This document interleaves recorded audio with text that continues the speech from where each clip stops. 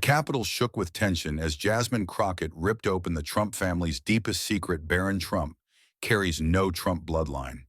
Billions in inheritance, global influence, and a political dynasty all hang in the balance. What happens when the truth kills the name that built an empire? Stay with us. This is a story worth every second of your time. The Chamber of Congress was suffocating with tension. Every camera blinked red, flooding the marble walls with light, while reporters shoved forward their whispers, slicing through the silence. Tens of millions of Americans were glued to their screens, waiting for the moment the air would finally shatter. Jasmine Crockett sat upright at the center, her presence fierce and unshakable. A black congresswoman, once a civil rights lawyer, she carried the weight of justice like a weapon. Her eyes burned through the haze of cameras locked on her opponent. Every movement was controlled, every breath steady. She was the storm waiting to strike, holding a truth too heavy to hide any longer. Opposite her lounged Barron Trump, the heir of a crumbling empire. He crossed his legs, arms folded, eyes cold and unyielding. His smirk dared her to try his posture, dripping with arrogance. To the world, he was the untouchable prince. But tonight, Jasmine was ready to expose the secret of who he really was. Jasmine Crockett tightened her shoulders and spoke into the mic. The truth about bloodlines can change the course of a dynasty. Are you ready to face it? The words landed hard, clean, and direct like a gavel strike. Heads snapped up, pencils stopped scratching. Lenses pushed closer until her eyes filled the frame. She did not flinch. She reached for a slim manila folder and slid out a single sheet. An aide tapped a control and the big screen behind her bloomed with the image of Barron Trump's birth certificate from Lenox Hill Hospital, 2006. The camera zoomed tighter, hunting for what mattered. There it was, the field-marked father. A blunt cross-out scarred the line, and a different hand had written a replacement. The mismatch in ink and pressure showed like bruises. The room rippled. Reporters leaned forward, whispering. They altered the father's line as if saying it out loud made the thing more real. A senator's jaw went slack. Another reached for a glass of water and didn't drink. The clicks of shutters sounded like hail.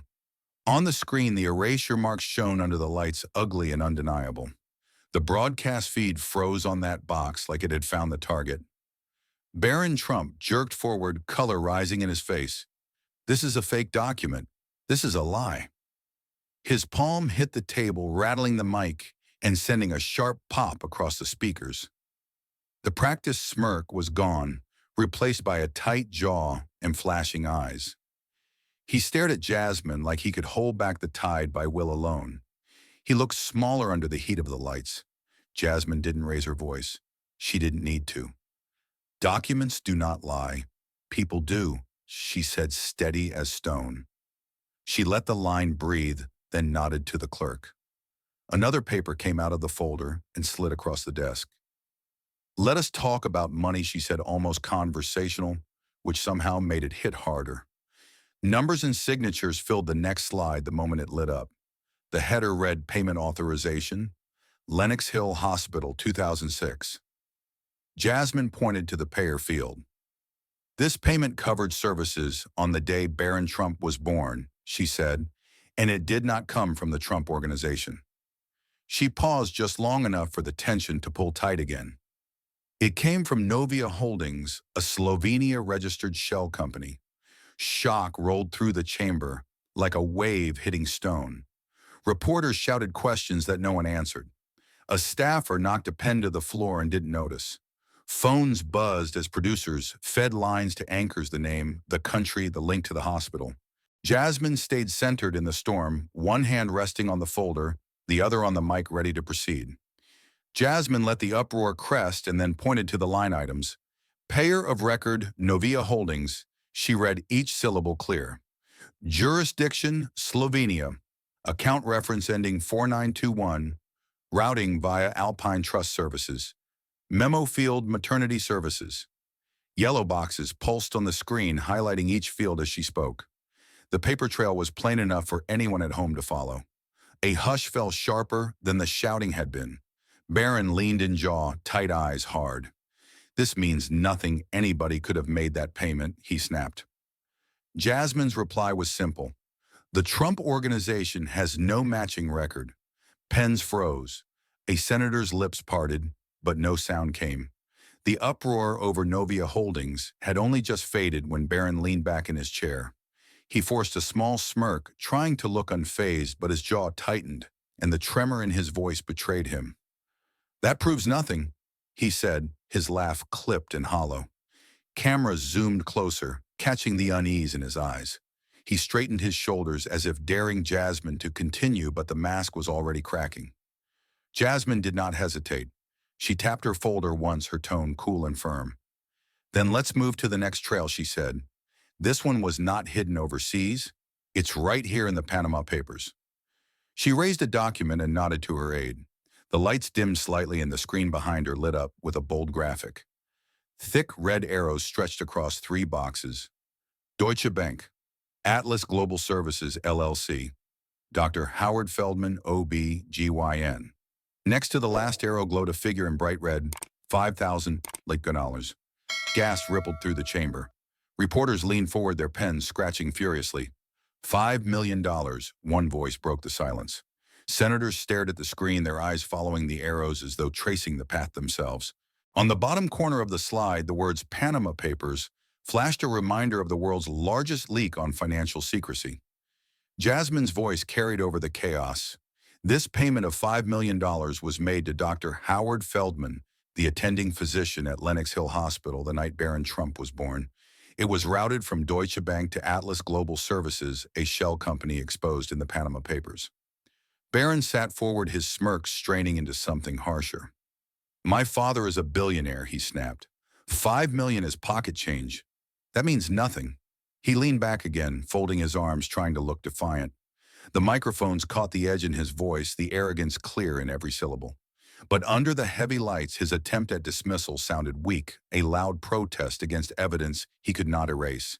Jasmine did not argue. Instead, she gave a signal to the clerk.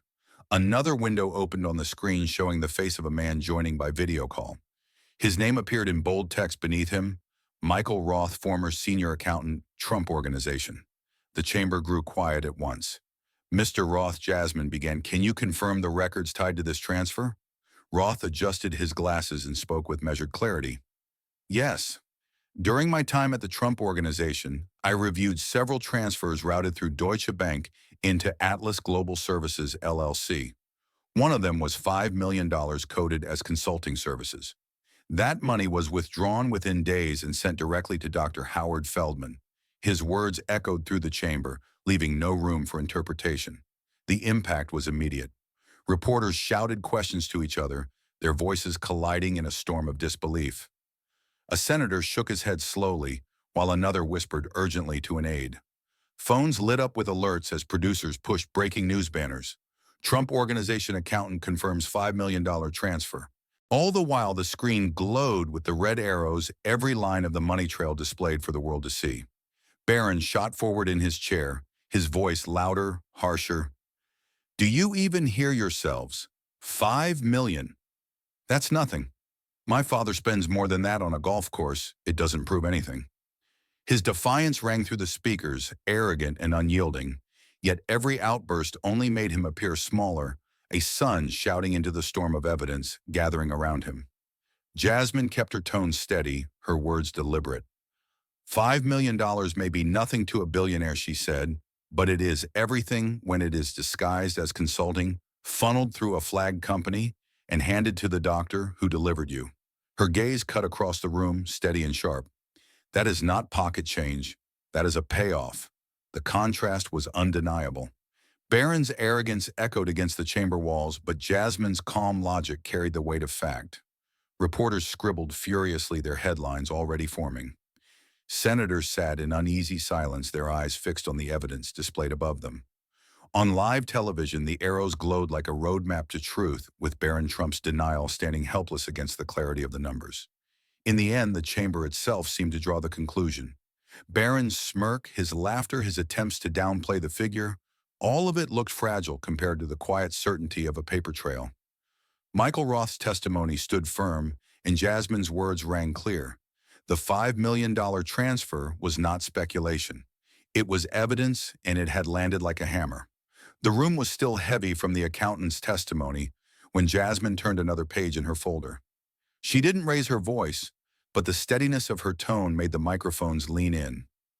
"We have spoken about money," she said, her eyes fixed on Barron. "Now let us talk about security." The chamber fell into silence again, the tension twisting tighter as everyone waited for the next reveal. She lifted a fresh document and handed it to the clerk. A moment later, the big screen flickered, then lit up with the seal of the White House. Bold black letters read, "White House Security Records, 2017 DNA Registry." The screen expanded to show a list of names, each followed by a clear status. The crowd gasped when they read them. Ivanka Trump present, Donald Trump Jr. present, Eric Trump present, Donald J. Trump present. And then at the bottom, one line stood out in harsh red: Barron, Trump absent. The reaction was explosive. Reporters erupted with questions, their voices clashing in a storm. "Why is Barron missing someone?" shouted from the gallery. "What does that mean?" another voice demanded. Senators leaned over to their aides, whispering urgently, their eyes locked on the screen. The red mark glowed brighter than the green confirmations, a single omission that carried more weight than any speech could. The room buzzed like it had been struck by a live wire. Barron's chair screeched as he shoved himself forward. His palms slammed against the table with a crack that echoed through the chamber. "Don't you dare," he shouted, his voice raw and sharp. "Don't you dare drag my name through this. Don't touch the honor of my family." His words reverberated through the speakers, rattling even the cameras. His face flushed, red eyes blazing with fury, the mask of control gone. He stood there, trembling, defiance spilling into rage. Jasmine didn't move. She didn't even blink. She stood steady, one hand resting on the folder, the other near the microphone. When she spoke, her tone was calm, steady, and final. "The truth does not need shouting," she said. "It stands on its own." The words cut through the chamber like steel, each syllable sharp, measured, and undeniable. Reporters froze mid-shout, their pens hovering above notepads. The contrast was undeniable. Barron raging, pounding, nearly shouting himself hoarse, and Jasmine cool, quiet, unshaken. The big screen still glowed behind her, the names lined neatly in rows, the word present forming a wall of confirmation, and the single word absent burning like an accusation. The image alone told the story, one that no outburst could erase. The murmurs began again, softer this time, but carrying the same weight. "Why was Barron not included?" a reporter whispered, the words picked up by a nearby mic. "Every family member was checked," another voice added. The questions multiplied, circling the room, pressing against the walls. Every second the omission grew heavier, not lighter. It wasn't just a missing name. It was a gap in national security records, a gap that only one explanation could fill. Barron leaned across the table, breathing hard. "This is a setup," he hissed. "You think a missing file means anything? It's meaningless. Do you hear me? Meaningless." His voice cracked on the last word, echoing through the chamber before breaking into silence. The performance of arrogance was slipping into desperation, the weight of the evidence pressing down harder with every denial. Jasmine remained still, her gaze unshaken. She raised her hand slightly, motioning for quiet, and the room obeyed. "These records are official White House security documents," she said. "Every family member of a sitting president is logged for safety and protection, and yet here in the official files, Barron Trump is the only name marked as absent." She let the words sink in, slow and heavy, leaving no space for misinterpretation. The screen zoomed in tighter, highlighting the row again. Barron Trump absent. Reporters snapped more photos, the shutters clicking like gunfire in the tense silence. Some senators leaned back, arms folded, their faces dark with realization. Others whispered among themselves, eyes darting nervously between the screen and Barron's furious stance. The weight of the omission was undeniable. The scene crystallized in a single moment, the calm certainty of Jasmine's words, the burning red label on the screen, and Barron's angry protests. The contrast told its own story louder than any headline could. The room no longer belonged to him. It belonged to the evidence, and the evidence spoke louder than rage. The word absent was still glowing on the screen when Jasmine raised her hand for quiet. She turned a page in her folder and leaned into the microphone. "We will now hear from our second witness," she said. The projector changed, and suddenly a live video call appeared on the big screen. The face of a woman in hospital scrubs came into view, her ID badge clipped to her shirt. The caption underneath read, Elaine Porter, registered nurse, Lenox Hill Hospital, 2006. The room fell silent again. Jasmine spoke clearly. Ms. Porter, please state your name and role for the record. The nurse straightened herself on camera. My name is Elaine Porter. I am a registered nurse. In 2006, I worked on the maternity ward at Lenox Hill Hospital. I was on duty the night in question. Jasmine nodded firmly. And you understand you are testifying under oath? Porter replied, Yes, I do. Her voice was steady, but everyone in the chamber could feel the weight of her words. Jasmine asked, Can you tell this committee what you witnessed that night? Porter looked directly at the camera. Donald Trump never appeared that day. Another man signed the temporary paperwork. The words hit the room like a hammer. Reporters gasped, scribbling furiously. The microphones caught the reaction from senators, some whispering in disbelief. The chamber buzzed, the tension growing sharper with every second. Jasmine lifted a document sealed in plastic. We have your original shift log from that night. Please display it. The screen changed again, showing a scanned page filled with handwritten notes, times, initials, quick remarks written in blue ink. At the bottom corner, one line was circled in heavy pen strokes. The camera zoomed until the words filled the screen. In neat handwriting, the note read, Man not Trump signed. The initials EP sat beside the note, the same as on the badge Porter wore on screen. The reaction was instant. Barron's face drained of color. His eyes flicked from the screen to the witness, then back to Jasmine. He blinked too quickly, his lips pressed and unpressed, his shoulders rising and falling in uneven breaths. Every movement was caught on camera, broadcast live to millions of homes. He looked rattled, cornered. Reporters whispered among themselves. That's the original log, one said. It's right there. A senator leaned back and muttered under his breath, If that's true, this is a bomb. The room felt like it was holding its breath.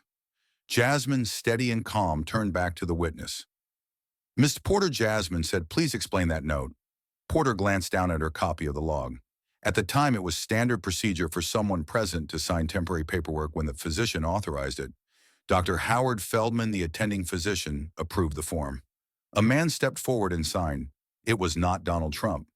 Because of the confusion, I wrote the note immediately to make clear that the signature was not his. Her explanation was simple, direct, and impossible to misinterpret. The clerk overlaid timestamps on the projection.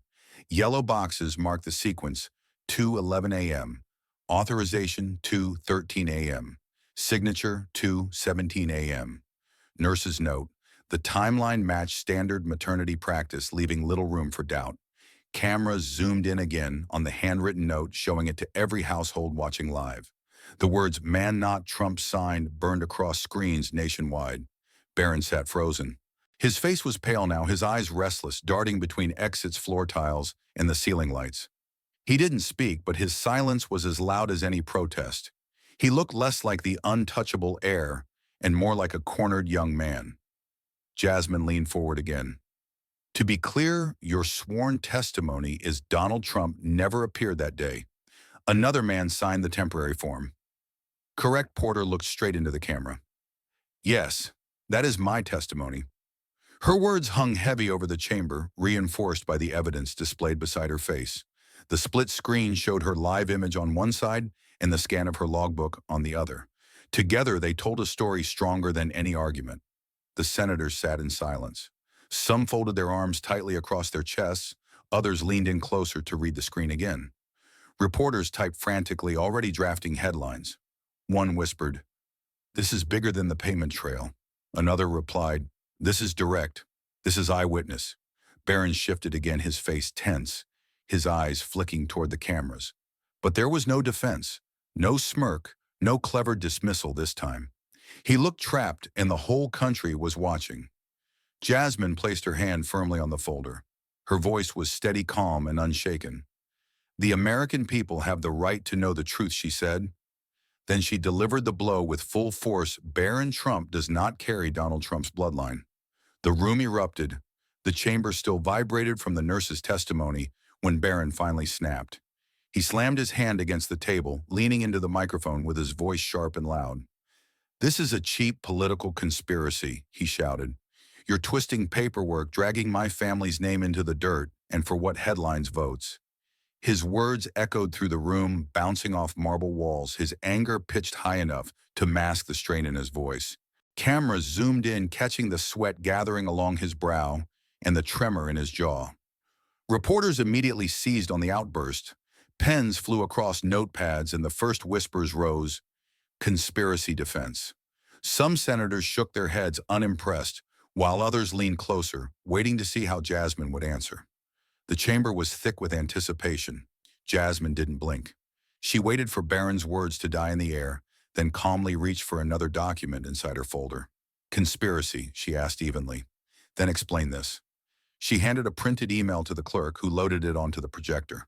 The big screen behind her lit up with a black and white message header from Alan Garten Trump Organization Legal Counsel, date May 3, 2006. The room stilled.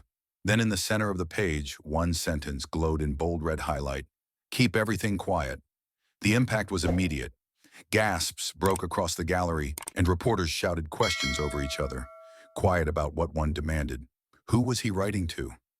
The chamber shook with noise, the single line on the screen carrying the weight of a bombshell. Jasmine raised her hand, calling the room back to order, her voice steady. This was sent by Alan Garten, senior lawyer for the Trump Organization. The recipient was Melania Trump's private account. The subject line read, "Hospital paperwork," and the directive in his own words was, "Keep everything quiet." Barron's eyes widened, then narrowed. His lips tightened as if to speak, but no words came. His earlier bravado had slipped. The cameras caught him shifting in his seat, glancing quickly at the screen, then away again.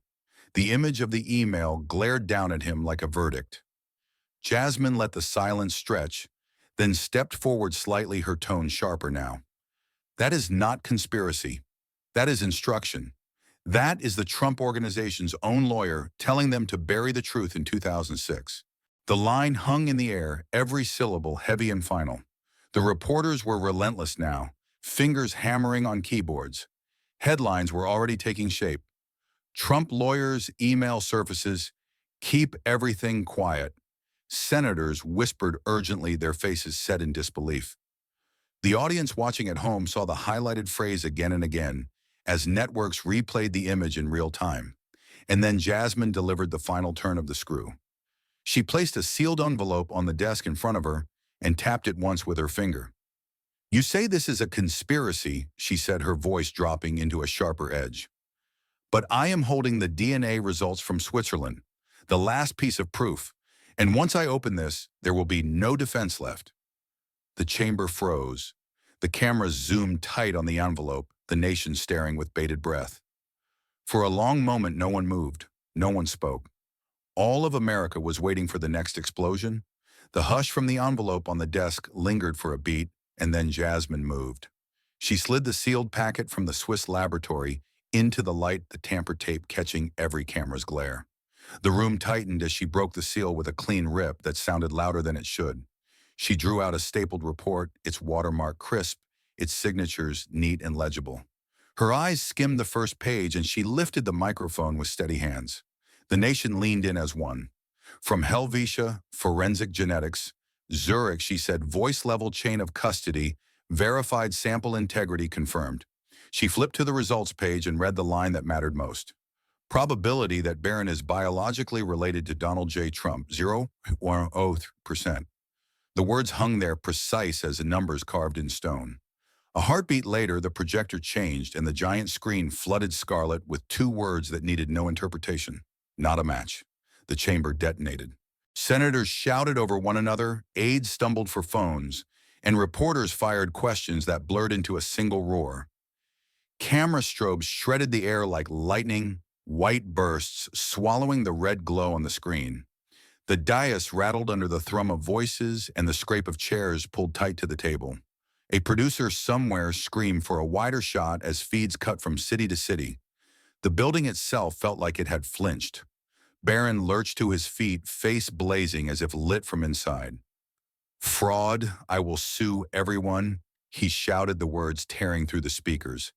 He slammed the microphone so hard it squealed metal striking wood with a dull report that echoed to the rafters. Sweat rolled from his hairline and tracked down his cheekbones, the lenses catching every bead. He pounded the table again, breath-heaving eyes wild and searching. The veneer of control was gone. Jasmine stood motionless, not even blinking at the storm across from her. The screen behind her still burned with "not a match," the letters casting a red wash over the chamber walls. She placed the Swiss report flat on the desk, one palm resting on the signatures, the other guarding the page edges from the swirl of air.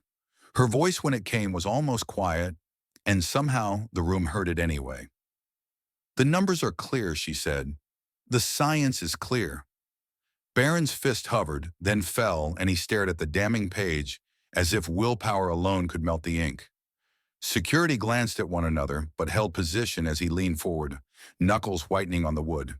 A thread of sweat dropped from his chin onto the tabletop, spreading into a small dark coin. The cameras did not look away. They drew closer, capturing the tremor at his jaw and the hitch in his breath. There was no place left to hide.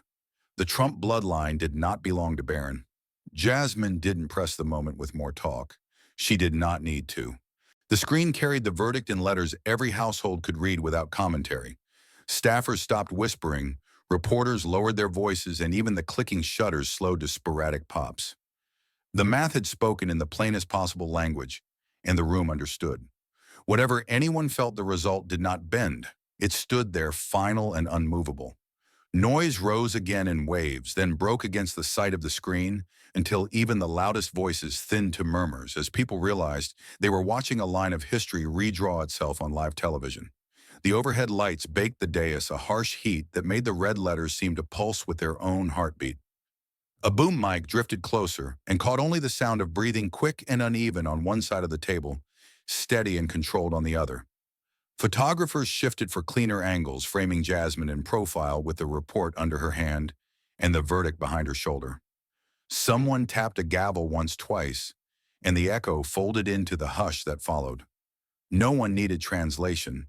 The screen had already said everything, and the numbers left no space for denial or spin plain and final.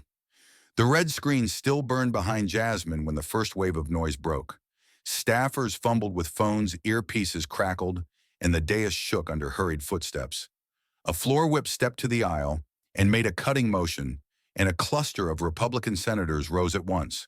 Chairs scraped, papers spilled, and the line of dark suits filed out as cameras tracked the exit. The hearing room did not calm. It tilted as if an invisible hand had just kicked the table of power. Outside the chamber doors, more Republicans peeled away in twos and threes. The hallway microphones caught brief fragments. "No comment. We'll respond later. This is out of control." Inside, the remaining members huddled with aides' faces drawn and pale under the lights. The split screen still showed the lab report and the scarlet verdict. No one could look away for long. A single word passed, seat to seat, chaos. Newsrooms around the world moved like a single organism. Breaking banners rolled across global networks within minutes, stamping the same blunt phrase over city skylines: "Trump bloodline exposed." London anchors repeated it with cool voices. Tokyo ran it in block letters. São Paulo translated and pushed it in nonstop loops. Satellite trucks bloomed outside the Capitol as if grown from the asphalt. Producers pointed at the feet of Barron beside the red board and said, "Hold on that shot," for all to see. On American screens, the moment found its hook. Editors cut the 8 seconds when Barron slammed the microphone, then paired it with the giant red board that read, "Not a match." Someone overlaid the figure 0.3% in white. The loop began to sprint across TikTok. The clip hit millions in an hour, then tens of millions each replay a new sting. Comments stacked like confetti under a storm: disbelief, anger, relief, and a dark kind of humor. The most shared version was simple and brutal. It opened with Barron shouting, "Fraud, I will sue everyone." Then hard cut to the red screen while the words 0.03% flashed in sync with the camera strobes. No narration, no music, just the raw sound of the room cracking. People watched it on trains and barber chairs at kitchen counters with the volume low. The internet did not debate whether the moment was dramatic. The internet used it. Cable news producers wanted the money shot, and they had it. They pushed the frame where Barron leaned forward, face red fist, clenched the microphone askew, and the crimson board towering behind him. Every chyron boiled down to one idea in different words, but the meaning was the same. Clips from three angles rolled side by side, turning a single burst of anger into a panorama. The more it played, the more final the image felt. Back inside the chamber, the empty seats drew as much attention as the noise. Pages gathered stray papers and notebooks left behind by the departing senators. Aides whispered that statements were being drafted and that phones were lighting up from donors and allies. The clerk stacked the exhibits like bricks, neat and square, the Swiss report on top. For the first time since the gavel, the room seemed to exhale. Jasmine stood turned to the microphone and gave the country what it needed to hear. Her voice was steady quiet. It cut through the hum like a blade through cloth. Power can be faked, but blood cannot. She did not repeat it. She let the line sit in the air and own the space the way truth sometimes does when it is finally spoken aloud. The sentence traveled fast. It ran under the headline on national broadcasts, then under the global one that said Trump bloodline exposed. It showed up as text on the viral clip, white letters under the red board. The pairing made people stop scrolling. Talk shows built their openers around it, and anchors let the words breathe before they spoke again. A simple sentence had become a frame for a complicated moment. Across the country, the shock felt physical. People argued in diners and whispered in offices and sent links to family group chats with single-word captions. Yet the sentiment that kept rising was the same one shouted across the hearing room before the lie had finally met the wall of proof. In call-in lines, older viewers thanked Jasmine by name and said they never thought they would see the day. In comment sections and on late-night couches, a new label began to stick hero. None of it erased the mess in the chamber, but it changed who owned the moment.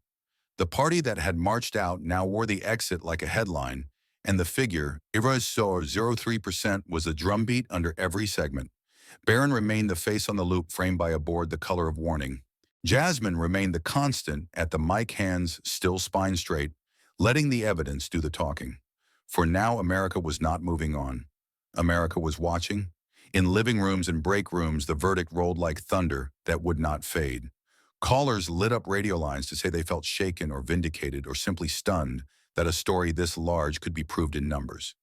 Clips of the moment played on loop above bar counters and bus stations, and people who rarely agreed on anything found themselves nodding at the same frame.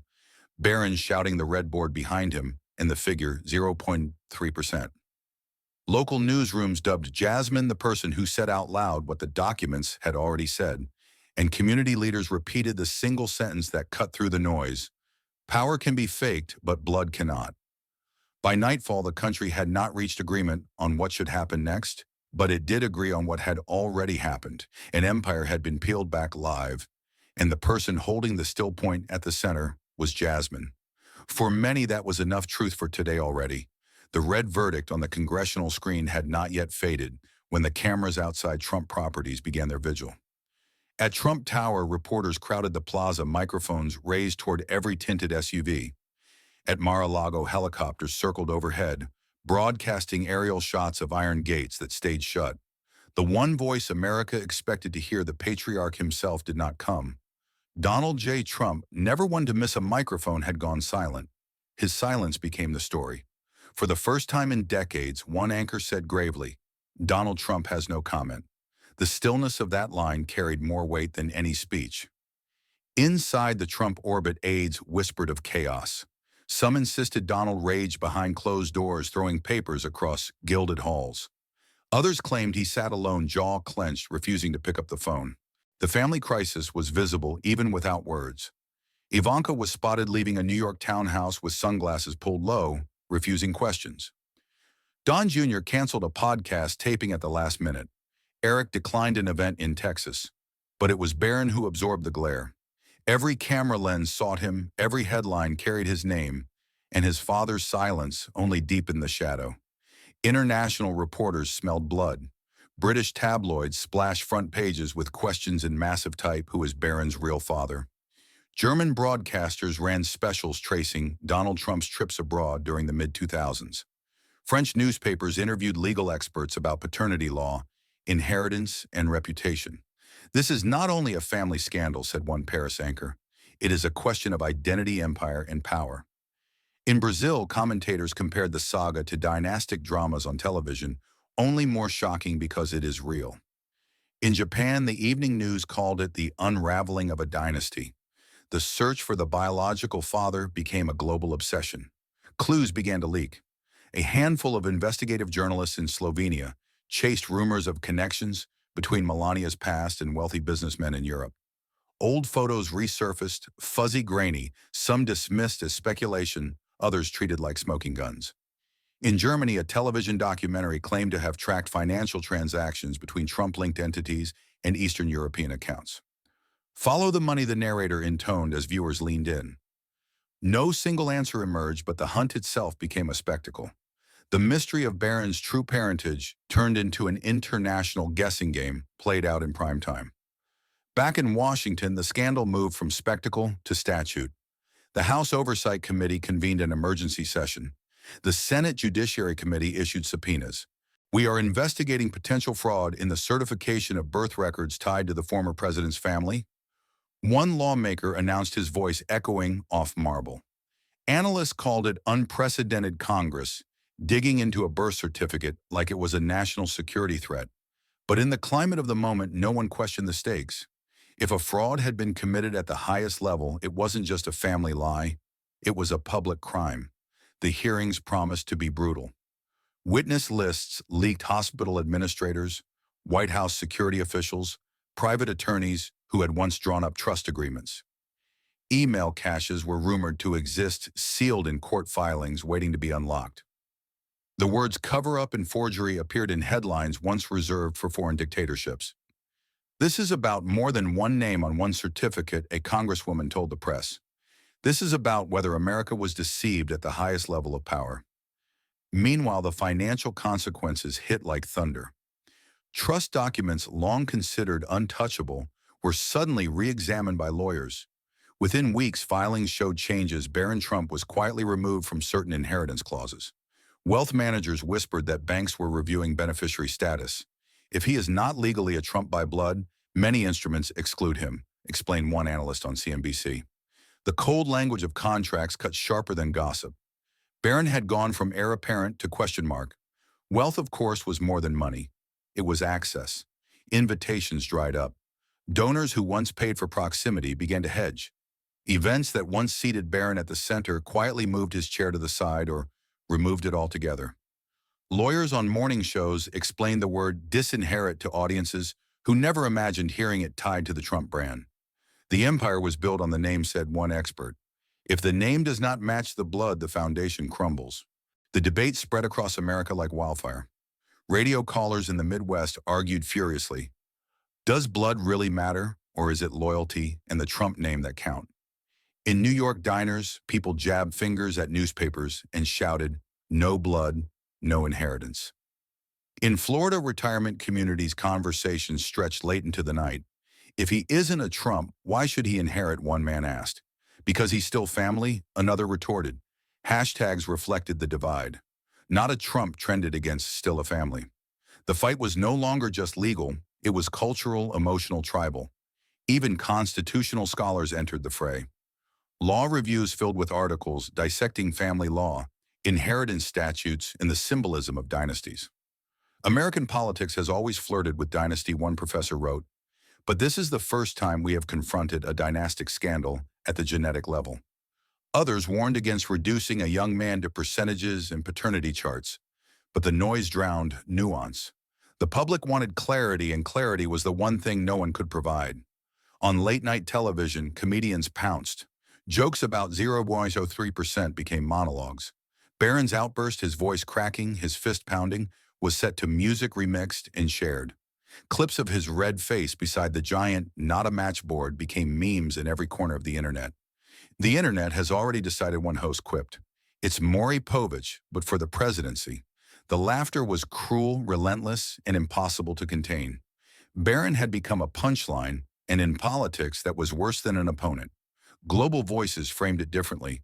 The Guardian called it a dynasty unmasked.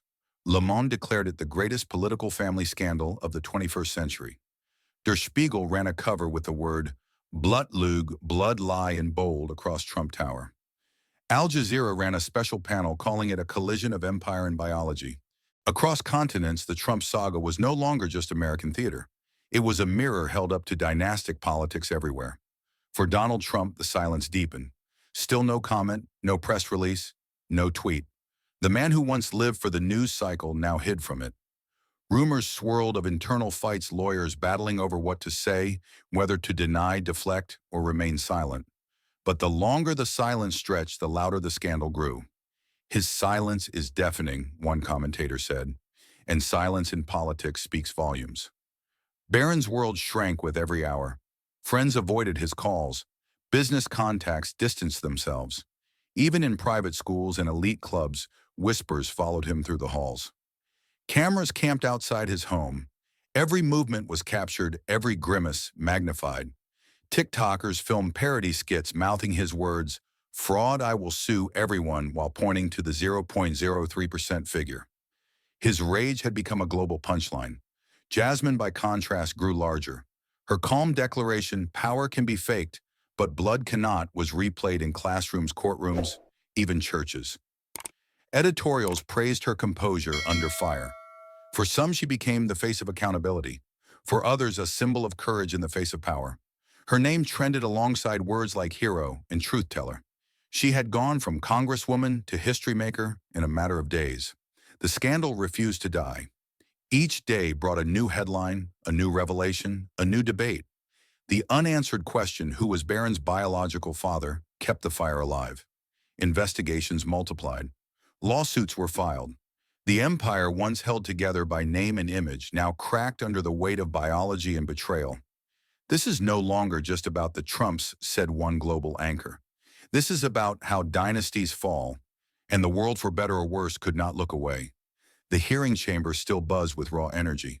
The red board that had screamed, "Not a match," had finally dimmed, but the echoes of it lingered like smoke after an explosion. Senators sat stiff, reporters hunched over laptops, camera crews whispered urgently into headsets. Everyone knew the moment was not over. There was still one final act, and it belonged to Jasmine Crockett. She rose from her seat slowly, deliberately, as though each movement carried the weight of history. The chamber lights caught her at once, but the real blaze came from the hundreds of flashes that fired the moment she stood. The sound of shutters clicking was relentless, a staccato rhythm that filled the air. Jasmine adjusted the microphone, then turned to face the nation.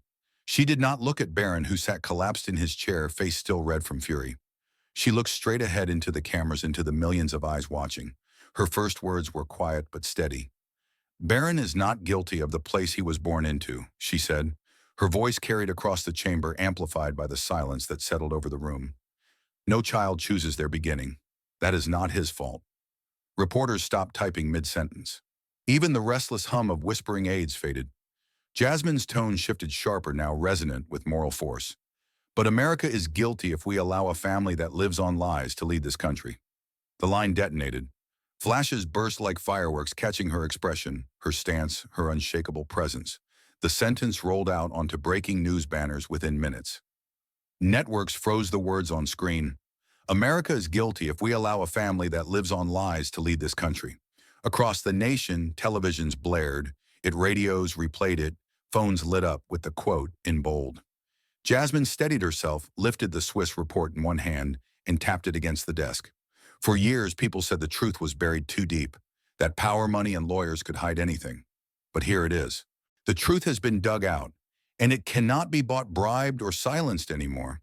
Her hand flattened the report on the desk. That is the lesson. She raised her eyes again, letting her words flow into the chamber. Truth can be buried, but it cannot be bought forever. Power built on lies will collapse. And in the end, it is not blood that defines the worth of a person. It is dignity. It is character. It is what we choose to stand for. The lessons landed like a closing argument in a trial America had been watching for weeks. Senators shifted uncomfortably, some glancing down at their notes, others refusing to meet her gaze. The public gallery leaned forward, cell phones raised, recording every word. Reporters whispered to one another, already drafting editorials in their minds. And in homes across the country, people sat in stunned silence, feeling the truth crash down like a hammer on steel. She continued, her voice rising, now cutting sharper. "We are a nation built not on kings or dynasties, not on bloodlines or crowns. We are built on truth, on the promise that no one is above the people. If we forget that if we let deception rule us, then we lose what makes us America. There was no applause inside the chamber, no chance. Just raw electric silence, the kind that comes when everyone realizes they are in the presence of something larger than themselves. The lights burned hot, the cameras hummed, the reporters stared, but no one interrupted. Jasmine had the room in her hands. Then she placed the Swiss report back in her folder and closed it. The Trump empire wanted us to believe blood was power, she said. But power without truth is nothing but smoke, and smoke always clears. The words hit harder than any accusation. Reporters who had been chasing stories for decades knew this line would frame their front pages. Anchors scribbled notes for their evening monologues. Jasmine Crockett had turned a political scandal into a moral reckoning. Barron finally moved, shifting in his chair, but his voice was gone. He muttered, but the microphones caught nothing. Sweat still glistened on his forehead, and his hands stayed clenched. No one focused on him anymore. The room had shifted, all eyes on Jasmine. The hearing chair called for order, but Jasmine was already stepping back from the microphone. She gathered her folder, lifted it under her arm, and turned to the exit. The photographers moved like a single wave, lunging for position, cameras flashing with machine gun speed. The sound was deafening, but Jasmine did not flinch. She walked forward, steady, her figure framed by the glow of television lights. Outside, the steps of the Capitol had transformed. Word had spread fast, and by the time Jasmine appeared at the doors, a crowd had gathered. They weren't chanting slogans. They weren't holding signs. They were waiting. When the doors opened and she stepped out into the night, the air split with the sound of cheers. Thousands of voices rose at once, echoing off the marble. Jasmine, Jasmine. The name rolled through the air like thunder. Flashbulbs exploded again as she descended the steps. Her face was calm, her eyes forward. She did not wave, did not gesture. She simply walked, letting the roar surround her. People reached out from the barricades, shouting, clapping, crying. For a moment, the chaos of Washington faded, replaced by a pure wave of emotion from ordinary Americans. News networks cut live to the scene. The anchor's voice trembled slightly as he spoke. You are looking now at Congresswoman Jasmine Crockett walking out of the United States Capitol after delivering what may be one of the most consequential statements of our time. The cameras caught her in profile as she stepped into the floodlights. Behind her, the Capitol loomed tall white against the dark sky. The final image of the night came not from her words, but from the screen. As the cameras lingered, the broadcast faded into black with a single line across the center in white block letters. Justice does not need blood. Justice needs truth. It froze there for a beat, then, too, as millions of Americans stared at the words. In that pause, the scandal shifted from story to history, from drama to lesson. People at home whispered it aloud. Teachers jotted it down. Preachers folded it into sermons. A sentence had become a creed. For Jasmine, the night ended not with applause inside the chamber, but with the image of a nation watching her walk into the night, her back. Straight, her name shouted by strangers, her words already echoing across the world. And for America, the scandal had delivered more than a verdict on a family.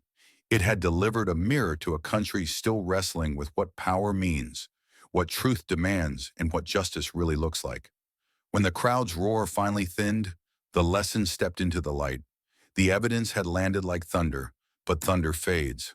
What remains is the ground it reshapes. People needed more than headlines and numbers. They needed a compass they could hold. Jasmine's stance, calm and relentless, pointed to that compass with the steadiness of a lighthouse.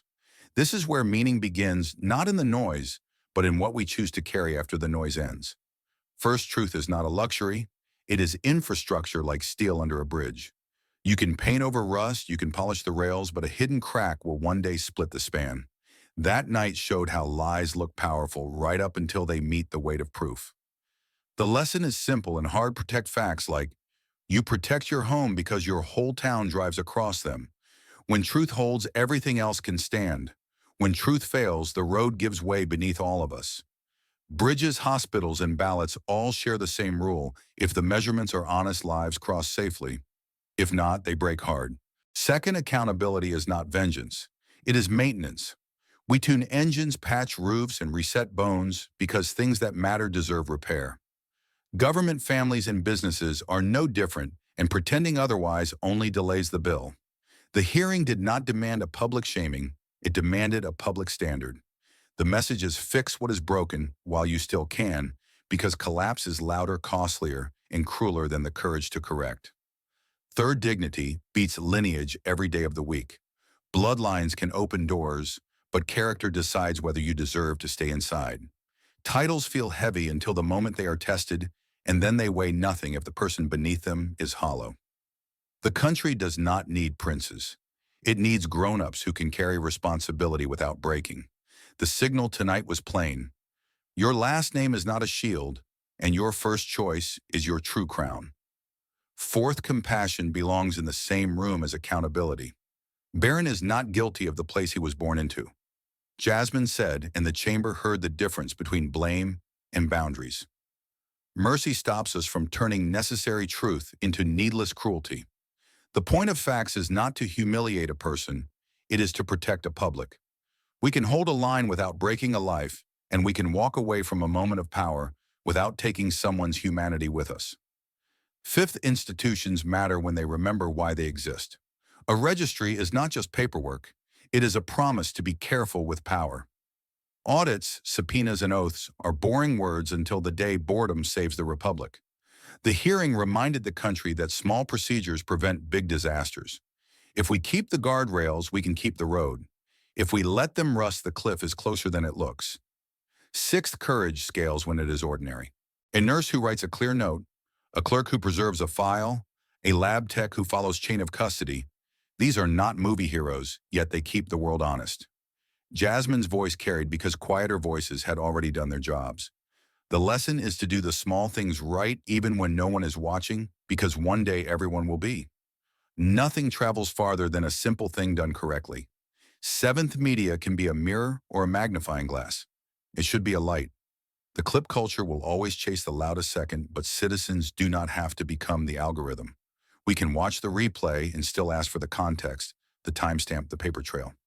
If we demand clarity from our screens eventually learn to deliver it. The difference between a viral moment and a valuable moment is whether it teaches. Eighth, leadership is not volume. It is velocity toward the truth. Real leaders shorten the distance between a question and an honest answer. They do not hide behind spokespeople, nor do they burn through staff to delay a reckoning. They step forward, take the microphone, and say what is real while it can still help. The lesson is blunt. If a title makes you quieter, when the public needs you louder, you are not leading, you are hiding. Ninth, loyalty without honesty is just fear in uniform. Teams that defend a lie today will be blamed for it tomorrow, and the bill always comes due with interest. If you love a person, you tell them the truth early, privately, and clearly. If you love a country, you tell it publicly when private warnings fail. Loyalty that refuses daylight is not loyalty. It is hostage-taking. 10th, justice should move like a scalpel, not a sledgehammer. The hearing carved away confusion without smashing the whole body of trust. It showed that precision beats rage, that clarity beats spectacle, that patience beats swagger. When process holds, punishment is smaller because the harm is prevented sooner. We do not need bonfires. We need clean lines, clean records, and clean hands. 11th, forgiveness and memory can live in the same heart. Forgiveness is not forgetting. It is choosing not to become what hurt you. The nation can forgive a person and still remember the harm a system allowed. Memory keeps the door from breaking again by showing us exactly where the hinge failed. The lesson is to carry both soft eyes for people, hard rules for power. 12th, teach the next generation to separate worth from status. Tell them that applause is not evidence, that followers are not a credential, that a platform is not a conscience.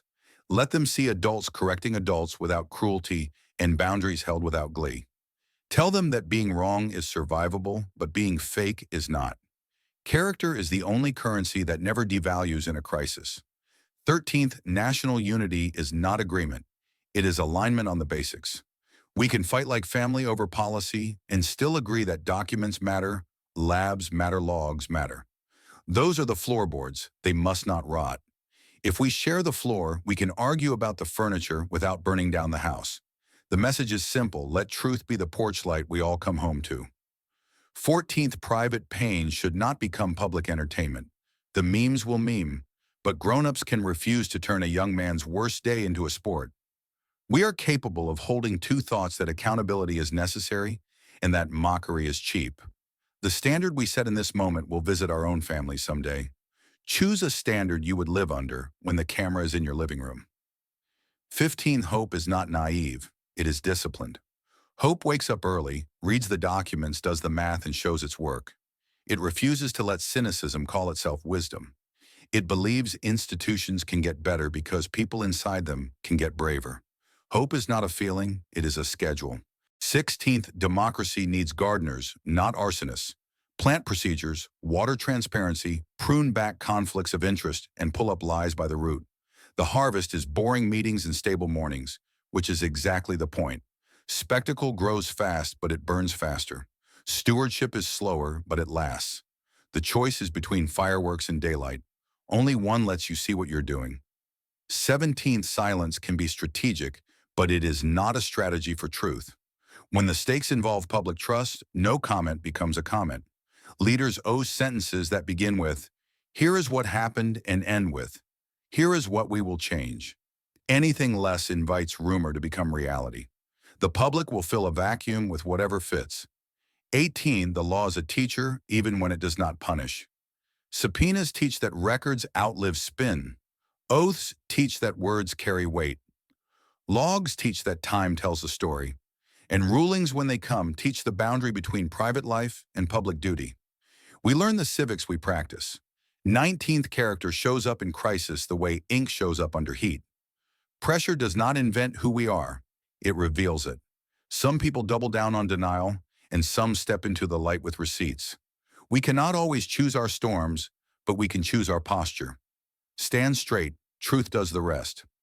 Finally, the simplest lesson is the sharpest justice does not need blood. Justice needs truth. That sentence is not a slogan, it is a safety rule. It tells us to judge acts, not ancestry, evidence, not echo, conduct, not clan. It frees us from worshiping names and binds us to honoring norms. If we carry only one thing from tonight, let it be that compass so the next storm finds us ready, steady, and facing true north. Carry it into meetings, arguments, and elections, because truth is the only tool that fixes what power bends and what fear breaks. Now turn the lesson into motion. Stand up, but refuse blind rage. Take one steady breath, then act with purpose. Say, "I will not look away. I will not be fooled. I will not be cruel." Share facts, not frenzy. Post sources before opinions and documents before hot takes. When someone mutters, "Nothing matters," answer, "Everything counts," and prove it with your next choice. Remember, tonight is not a movie. It is your street, your paycheck, your vote, and your name on the line. Pick up the phone and call your representatives, state and federal. Say, "I want transparent records, real oversight, and hearings that start on time and end with answers." Ask for independent audits, not press releases. Subpoenas, not slogans. Timelines, not vibes. Support watchdog groups that file public records requests, publish receipts, and sue when stonewalled. Donate if you can, volunteer if you cannot. And send one clear email each week that says, "Please do your job." Practice evidence first, echo second every single day. Before sharing a clip, hunt down the full video transcript and filings. Read the footnotes and the chain of custody notes. Bookmark court dockets and archives so facts do not vanish when algorithms change. Tell your feed, no screenshots without sources, and live by it, because the internet learns from consistent rules. Protect whistleblowers, but never turn people into targets. Accountability needs courage, not cruelty. Build communities that can carry the weight when headlines fade. Start a monthly truth circle at your library or kitchen table and study one document together. Invite a local journalist to explain verification and a lawyer to explain subpoenas in plain language. Teach new voters how to file a request, read a ledger, and spot a forged line. Vote in every election, volunteer at the polls, and stay to watch the seals placed on the boxes. Buy time for institutions to heal by doing the boring work that prevents disasters. Join oversight boards, ethics committees, and budget meetings where details decide destinies. Ask your company for conflict of interest rules that bite, not bark, and report breaches promptly. Demand platforms pin primary documents above commentary during breaking news and label-edited clips. Write to your paper, publish the source file, and thank them publicly when they do. Refuse the cheap high of humiliation, even when the meme is tempting. Do not turn a person's worst day into your entertainment. Hold standards without hatred. Say we can be firm and still be decent, and model it so others can follow without fear. Fixed systems do not feast on people. Draw lines for conduct and leave room for growth. Remember, mercy and accountability are both parts of public safety. When the story cools, do not cool with it. Set reminders for 30, 60, and 90 days. Ask what changed, what failed, what remains hidden, and track answers in a public document. If the trail goes dark, light it again with letters, calls, reports, and votes, not outrage alone. 1 hour counting ballots beats a week of shouting at screens. One neighbor persuaded outweighs 100 strangers mocked. The math of democracy is simple addition beats applause. Say the line out loud and make it a habit. Justice does not need blood. Justice needs truth. Put it on your lock screen and meeting agenda. Speak it when leaders duck, when friends shrug, when feeds howl. Let it carry you past the noise and into the work that keeps communities upright. Then do the work because the credits are not coming and the camera is on you now. Start today, begin now. Thank you for watching until this moment and for standing with us on this journey for justice. Your support means everything. Like, subscribe, and turn on notifications so you never miss what's next. And we'd love to hear your thoughts. Leave a comment below and let us know what moved you most in this story. Together, our voices make a difference.